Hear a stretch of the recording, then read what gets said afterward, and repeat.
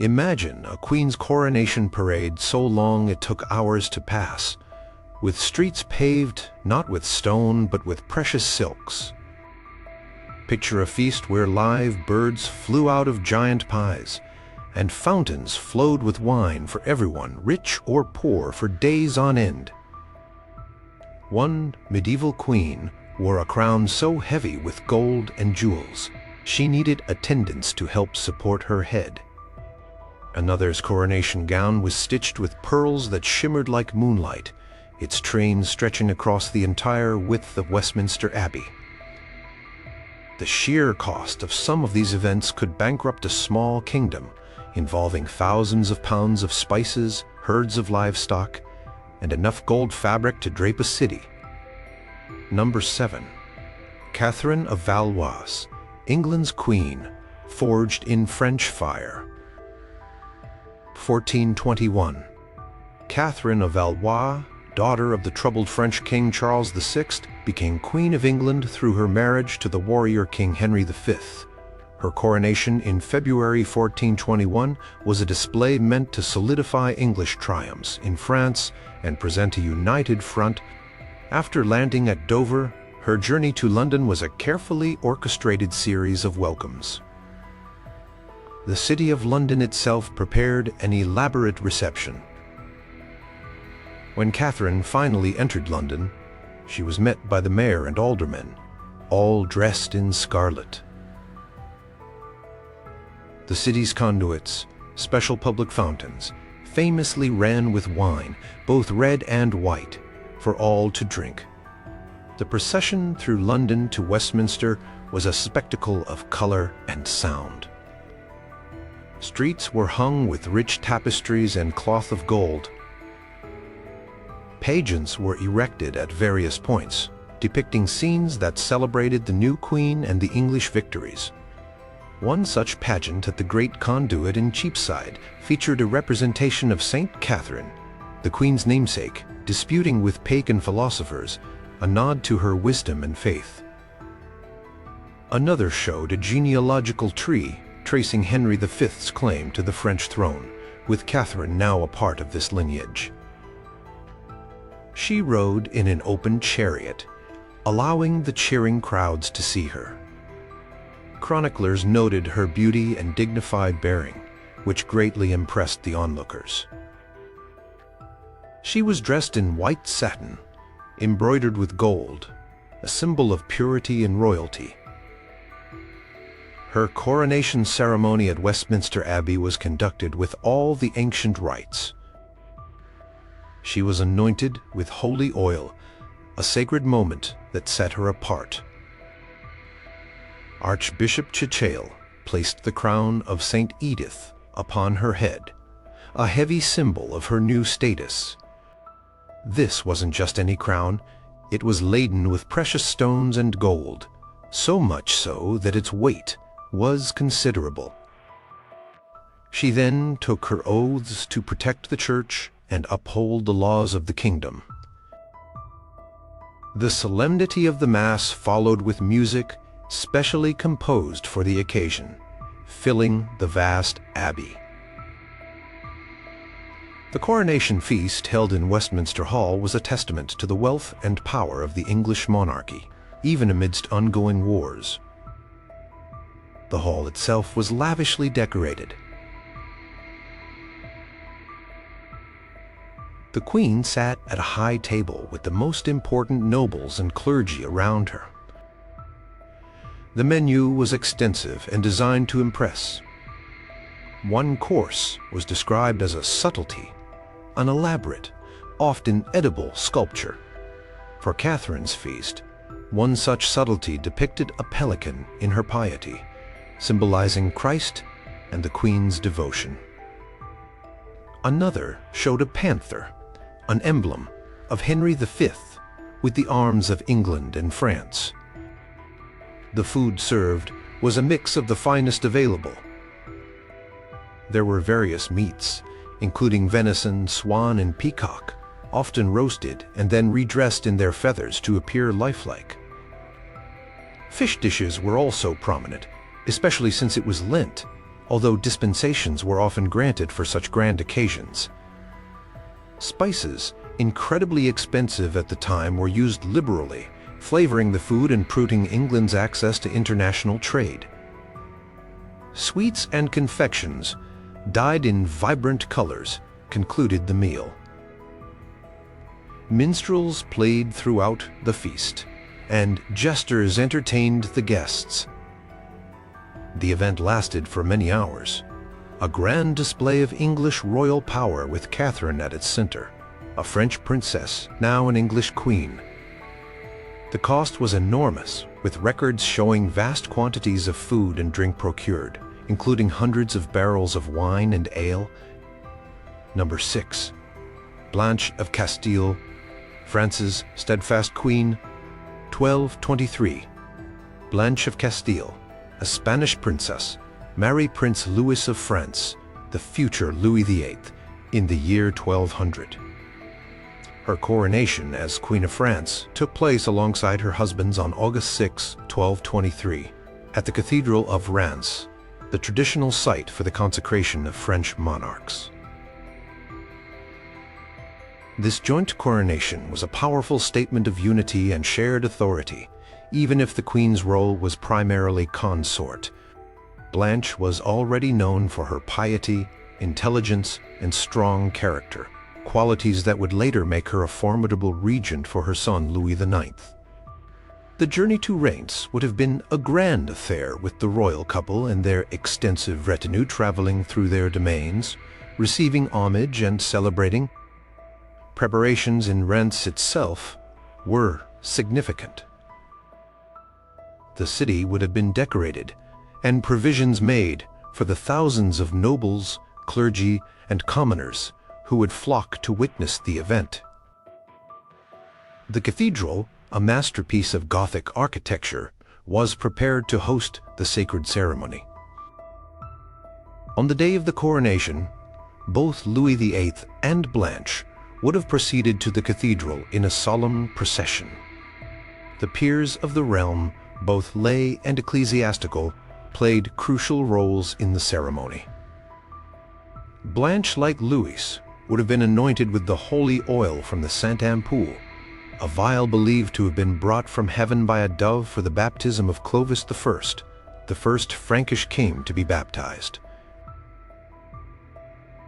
This anointing was a deeply spiritual act, imbuing the monarch with a sacred character.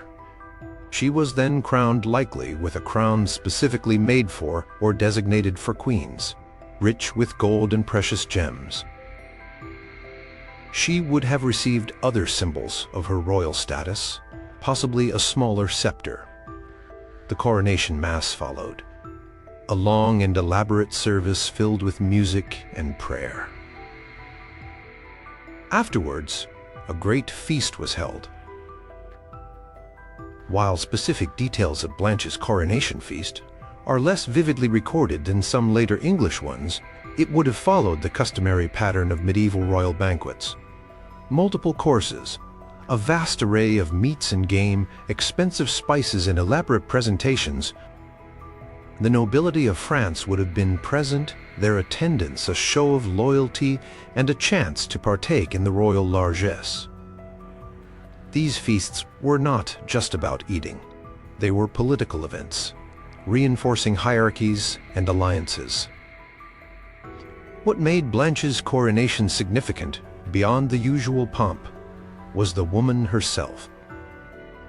She was not merely a passive recipient of a crown. Her intelligence and political acumen were already recognized. The ceremonies solidified her position as queen, a role from which she would later wield immense influence. When Louis VIII died just 3 years later, in 1226, Blanche became regent for her young son Louis IX, later Saint Louis. She governed France with a firm hand, navigating treacherous political waters, quelling baronial revolts, and securing the kingdom for her son. Her coronation, therefore, was the formal beginning of a royal career that would see her become one of the most effective and respected rulers of her time, a queen whose lavish ceremony was matched by her substantial capabilities. The splendors of the day were an investment in the image of a stable and divinely sanctioned monarchy, an image Blanche would work tirelessly to uphold. Number 5. Isabella of Valois, England's child queen, and her dazzling welcome. 1397. Isabella of Valois was only 6 years old when she married the 29-year-old King Richard II of England in 1396. Her coronation as Queen of England, which took place on January 5, 1397, was an event designed to showcase peace with France, Richard's magnificence, and the beauty of his young bride, despite her tender age. The political undertones were immense, as this marriage was part of a truce in the 100 Years' War. Consequently, no expense was spared to impress both domestic and foreign observers.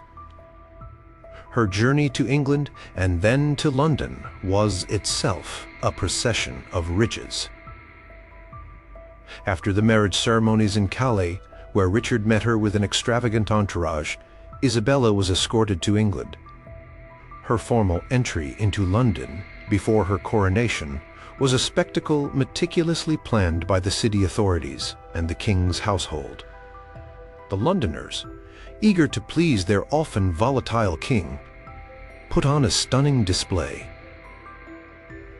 The streets were cleaned and decorated with tapestries, banners, and cloth of gold. Various guilds and civic groups prepared elaborate pageants along her route.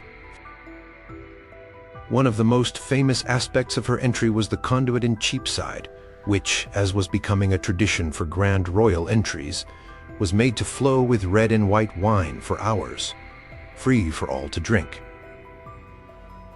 This symbolized abundance and royal generosity. Isabella, described by chroniclers as very pretty and charming despite her youth, was carried through the city in a rich litter, allowing the crowds to see her. She was adorned in lavish garments, likely blue, a color associated with French royalty and the Virgin Mary, and white, embroidered with gold and jewels.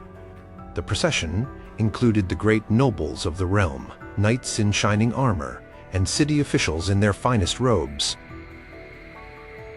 There were minstrels playing, choirs singing, and actors performing in the street pageants. The coronation ceremony in Westminster Abbey was performed by the Archbishop of Canterbury. Given Isabella's age, some parts of the ritual may have been adapted, but the core elements, the anointing with holy oil, the presentation of regalia, and the crowning were all carried out. The crown placed on her small head would have been magnificent, a symbol of her new status. She took her vows, likely assisted, due to her age, to be a good queen to the English people. The solemnity and grandeur of the abbey, filled with candlelight, incense, and music, would have been an overwhelming experience for such a young child. The coronation feast in Westminster Hall was, as expected for Richard II's court, an affair of unparalleled luxury. Richard was known for his lavish tastes and his desire to elevate the English monarchy to a status rivaling any in Europe. The hall would have been decorated with the king's white hart badges and other royal emblems. The young queen sat at the high table, probably beside Richard or on a slightly lower throne. The food served would have been a display of culinary artistry. Roasted swans and peacocks served in their feathers, elaborate sugar sculptures, subtleties depicting allegorical scenes or royal arms, and dishes flavored with rare and costly spices like saffron, ginger, and cloves. Wine flowed freely, served in gold and silver goblets. The entertainment would have been continuous, with music, songs, and perhaps even theatrical performances. The cost of such an event was astronomical. a clear statement of Richard's power and wealth. While Isabella was too young to wield any actual political influence, her coronation was a crucial piece of Richard's political theater, meant to awe his subjects and signal a new era of peace and royal splendor. The sheer opulence surrounding this child queen left a lasting impression, though her reign would ultimately be cut short by Richard's deposition just a few years later. Number 4. Margaret of Anjou, England's defiant queen, crowned amidst splendor. 1445. Margaret of Anjou, a French noblewoman of formidable spirit, married King Henry VI of England in 1445. Her coronation on May 30th of that year was an event of great political significance, and despite England's growing financial and political troubles, a spectacle of considerable magnificence. The marriage was intended to help secure peace with France, though it was controversial in England, particularly the cession of Maine and Anjou to the French crown as part of the marriage agreement. The coronation, therefore, needed to be a grand display to bolster the image of the monarchy and the new queen. Margaret's journey from France to England and then to London was a carefully managed affair. She landed at Porchester and was met by King Henry VI. Her progress towards the capital was marked by receptions and celebrations in the towns she passed through. Her entry into London was particularly grand, designed to win over a populace that was not entirely enthusiastic about a French queen in the terms of her marriage. The city authorities, as was customary, spared no effort in decorating the streets. Tapestries hung from windows, and elaborate pageants were staged at key points along her route.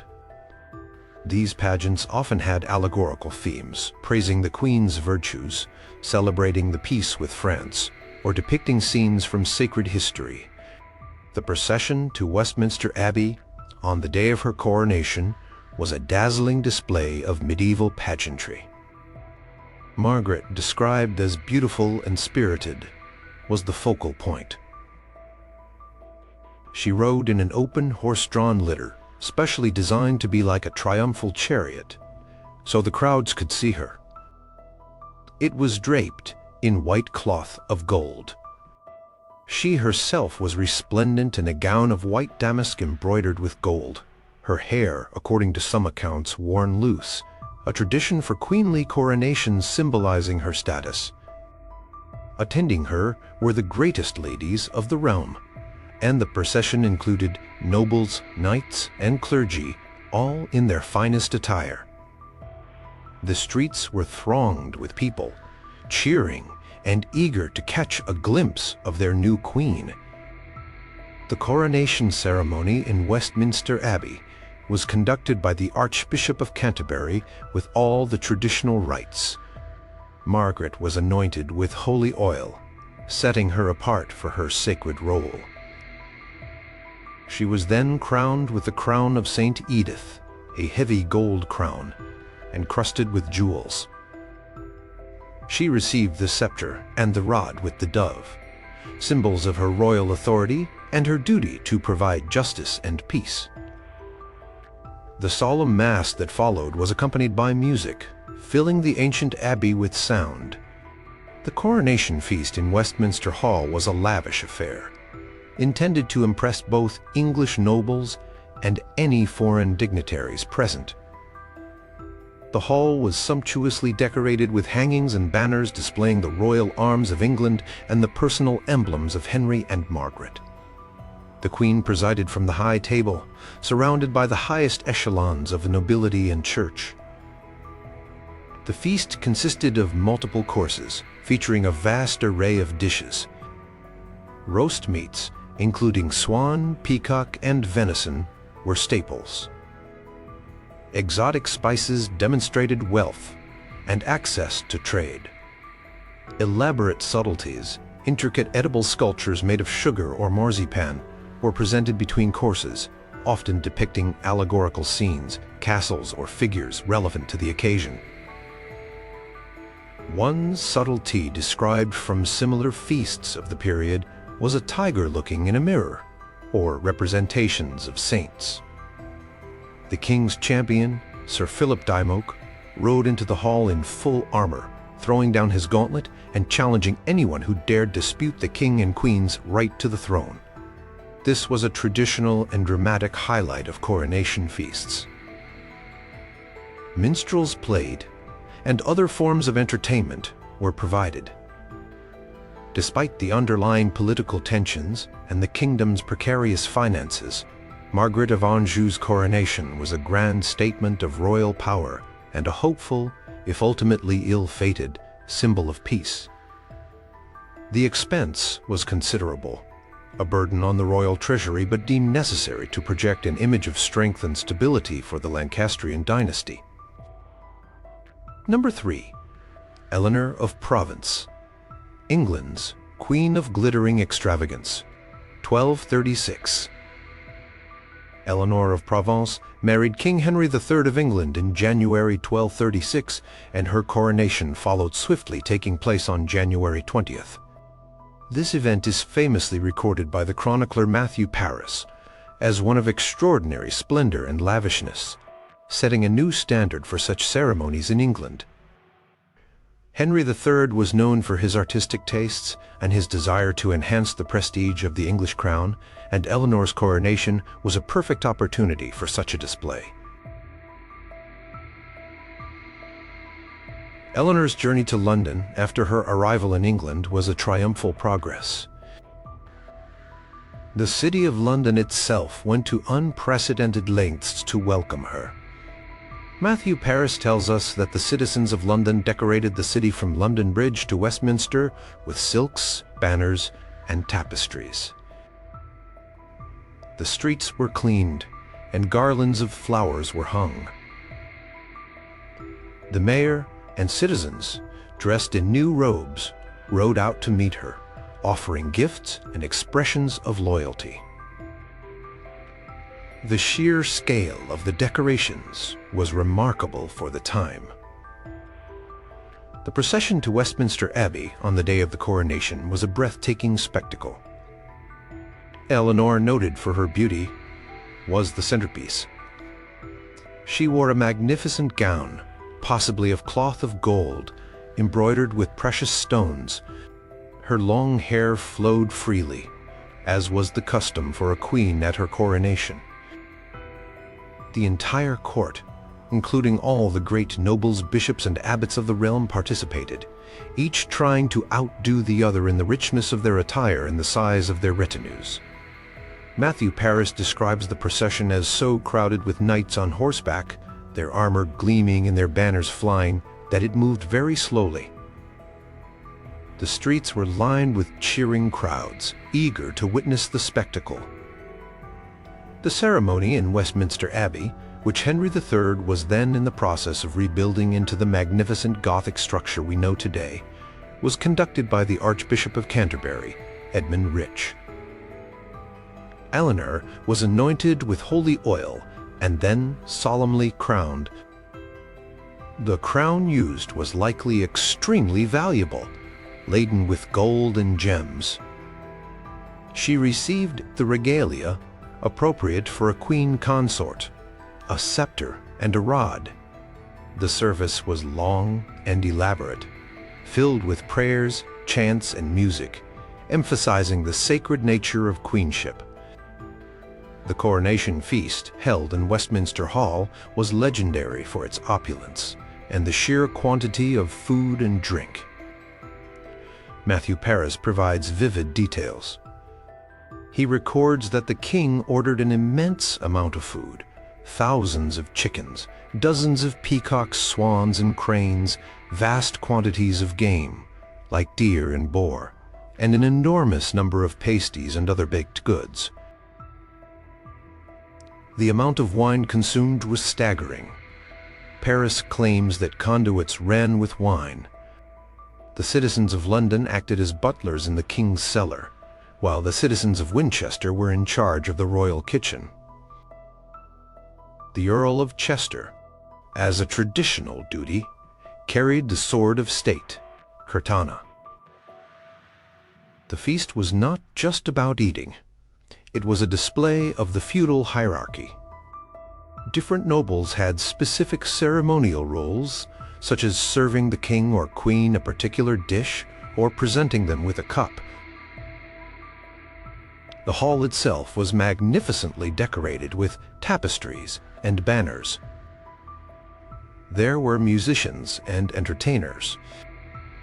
One of the most remarkable features mentioned by Paris was the sheer number of guests and the orderly, yet overwhelmingly abundant, way in which they were served. The lavishness extended to the tableware, with gold and silver plates and goblets much in evidence. The cost of this coronation was immense, reflecting Henry III's desire to create a court culture that rivaled any in Europe, and to impress upon his subjects the glory and stability of his reign, with Eleanor as his beautiful and regal queen. It was remembered for generations as a high point of royal display. Number 2. Anne of Bohemia, England's good Queen Anne, and her golden welcome, 1382.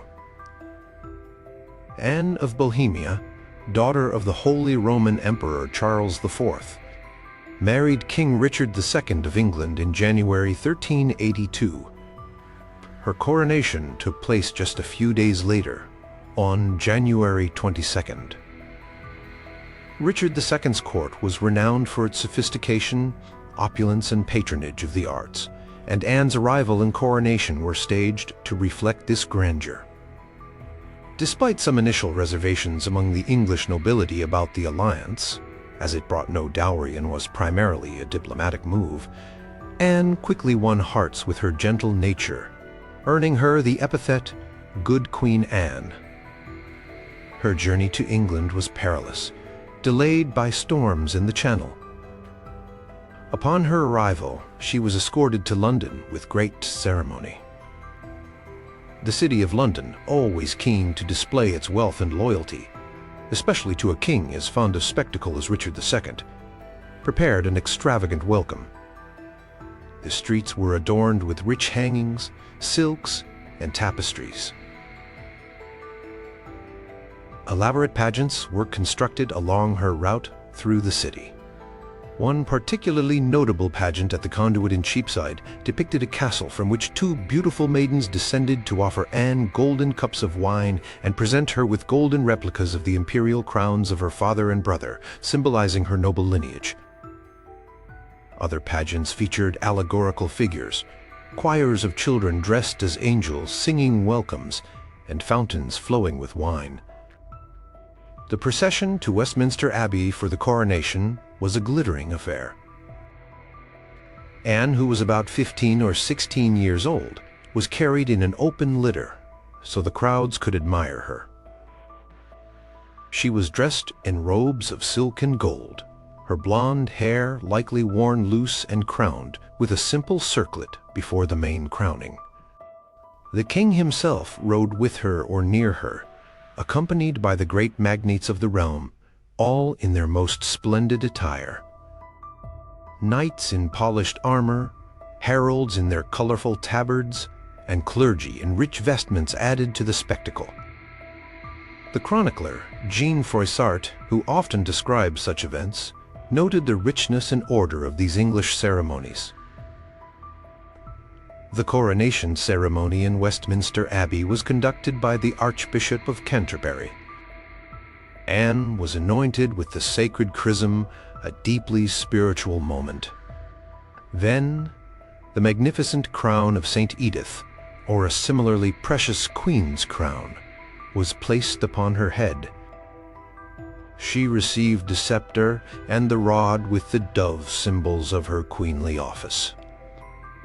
The Mass was celebrated with great solemnity, accompanied by the finest music the royal chapel could provide. Richard II, who had a profound sense of royal dignity and the ceremonial aspects of kingship, would have ensured every detail was perfect. The coronation banquet in Westminster Hall was a feast of legendary proportions, typical of Richard II's reign. the hall itself would have been transformed with luxurious decorations, including tapestries depicting scenes of chivalry or biblical stories and banners bearing the royal arms and Anne's Bohemian emblems. The king and his new queen presided from a high table, with the most important guests seated nearby. The food was both abundant and exquisitely prepared. Courses included a vast array of meats: venison, boar, swan, peacock, often redressed in its feathers, and heron, as well as various fish dishes. Spices like saffron, ginger, pepper, and cloves, which were incredibly expensive, were used generously to flavor the food and display wealth. Elaborate subtleties, edible sculptures made from sugar paste, marzipan, or wax, were a highlight of each course. These often depicted allegorical scenes, castles, ships, or figures from romance, and were sometimes accompanied by verses or mottos. Wine flowed freely, served in gold and silver goblets. Entertainment was continuous with minstrels, troubadours, acrobats, and jesters. The king's champion, as per tradition, would have ridden into the hall to issue his challenge. Anne of Bohemia's coronation was a resounding success in terms of spectacle and popular reception. It toegated the splendor of the English court and firmly established Anne in the affections of the people, an affection that lasted throughout her life. The expense was enormous, but for Richard, it was a necessary expression of royal majesty. Number 1. Isabeau of Bavaria, France's queen of unrivaled opulence and pageantry, 1389. Isabeau of Bavaria married King Charles VI of France in 1385. However, her formal entry into Paris and her coronation as Queen of France did not take place until August 1389. This event is one of the most lavishly documented and famously extravagant royal ceremonies of the entire medieval period, a testament to the wealth of the French crown and the Valois dynasty's love for spectacular display. The chronicler, Jean Froissart, provides an incredibly detailed account, painting a picture of almost unbelievable opulence. The preparations for Isabeau's entry into Paris were on an unprecedented scale. The city. Houses along the procession route were draped with precious silks, tapestries, and cloth of gold. The streets themselves were cleaned, strewn with flowers and fragrant herbs. Elaborate temporary structures and fountains were erected. One of the most famous was a fountain at the gateway of Saint Denis that flowed with fine wines, claret, white wine, and spiced hippocress, from which anyone could drink freely. Another marvel was a mock castle, constructed in the street, complete with actors portraying scenes from the Trojan War, a popular theme in medieval courts. Isabeau's procession into the city was a slow, magnificent parade designed to awe the populace and any foreign dignitaries present. She rode in an open litter, sumptuously decorated, pulled by horses caparisoned in rich fabrics. Froissart describes her as young and beautiful, adorned in robes of blue velvet, embroidered with golden fleur-de-lis, the emblem of French royalty, and glittering with jewels. Her golden hair was unbound, flowing over her shoulders. She was accompanied by the greatest nobles of France, both men and women, all dressed in their most splendid attire. The Duchesses of Berry, Burgundy, and Touraine, along with other high-ranking ladies, rode in richly adorned chariots or on horseback, their gowns and jewels dazzling the onlookers. The pageantry along the route was extraordinary. At one point, a mechanical device allowed young boys dressed as angels to descend from a high canopy, singing and offering the queen a golden crown. At another, a bed of justice was set up, where actors portrayed the Virgin Mary with the Christ child, surrounded by apostles symbolizing divine approval of the monarchy. Minstrels played on every corner, and choirs sang hymns of welcome. The sheer number of people involved, the richness of the materials used for decoration, and the ingenuity of the pageants were staggering. The procession moved slowly from the Porte Saint-Denis to the Palais de la Cité, taking many hours. The coronation itself took place the following day, August 23, 1389, in the Sainte-Chapelle, the exquisite royal chapel within the palace complex, rather than Rheims, which was unusual but highlighted Paris as the heart of the kingdom. The Sainte-Chapelle, with its stunning, stained glass windows, provided a jewel-like setting. Isabeau was anointed and crowned Queen of France with immense solemnity. The crown used was described as being of immense value, heavy with gold and an array of precious stones, rubies, sapphires, emeralds, and pearls. She received the royal scepter and other insignia of her office. Following the coronation, a magnificent feast was held in the Great Hall of the Palais de la Cité. This hall was one of the largest in Europe and was sumptuously decorated for the occasion. The Queen presided, seated at a marble table so large it was said to accommodate all the principal ladies without crowding. King Charles VI and his nobles also feasted, though sometimes in separate but equally grand settings, or by moving between tables. Froissart details the seemingly endless courses of food. There were meats of every kind: venison, boar, swans, peacocks, often presented feathered and gilded, with flames sometimes made to issue from their beaks using camphor, cranes, herons, and countless smaller birds.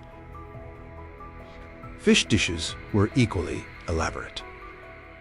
Spices from the East, saffron, cinnamon, ginger, cloves, nutmeg, were used in abundance, not only for flavor, but as a conspicuous display of wealth. The entremets, or subtleties between courses, were particularly spectacular. One described was a miniature silver ship, fully rigged, placed before the Queen. Another featured a model of a castle with knights jousting. Musicians played continuously, and entertainers performed. The entire event, from the entry into Paris to the conclusion of the feasts, lasted for several days and nights, with jousts and tournaments held in the Queen's honor. The cost of Isabeau of Bavaria's coronation festivities was astronomical, consuming a significant portion of the royal revenue for the year. It was intended as a breathtaking display of French royal power, wealth, and culture at its zenith, setting a standard for magnificence that few other medieval ceremonies could ever hope to match.